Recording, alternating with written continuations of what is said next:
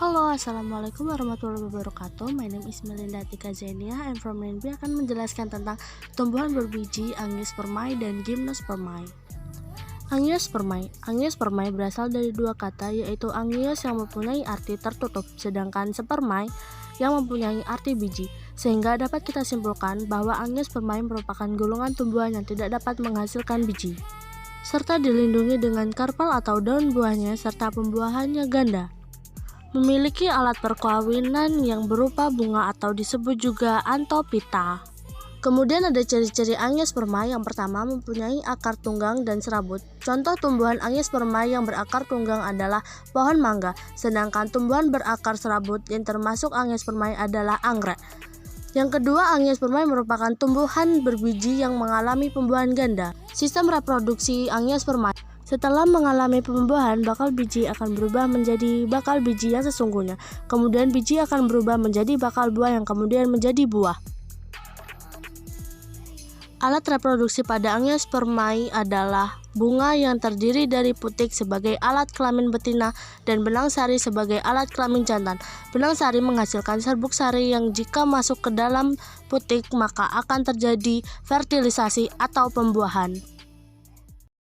Kemudian ada manfaat angiospermae yang terdiri dari 5 manfaat. Yang pertama, sebagai sumber makanan yang mengandung karbohidrat, contohnya tumbuhan padi. Yang kedua, sebagai sumber protein, contohnya kacang hijau. Yang ketiga, sebagai sumber lemak, contohnya kelapa. Yang keempat, sebagai sumber vitamin dan mineral, contohnya tomat. Dan yang terakhir adalah sebagai bahan sandang atau pakaian, contohnya kapas. Setelah angiospermae ada gymnospermae. Gymnospermae berasal dari bahasa Yunani. Gymnos artinya telanjang dan sperma artinya benih. Istilah gymnospermae secara harfiah berarti biji telanjang. Gymnospermae memiliki karakteristik sendiri sebagai tumbuhan. Berbeda dengan angiospermae, gymnospermae tidak menghasilkan buah atau bunga. Kemudian ada ciri-ciri gymnospermae. 1. Letak bakal bijinya terbuka dan tidak terlindungi oleh daun buah. 2. Biasanya punya akar tunggang meskipun ada juga yang berakar serabut seperti pakis haji. Kemudian sistem reproduksi gymnospermae.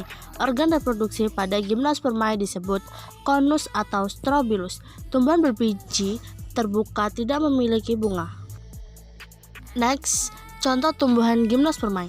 Yang pertama, ada melinjo, ada ginkgo biloba, ada pakis haji, ada damar, ada cemara biru Colorado, ada pohon pinus, dan ada penawar jambe.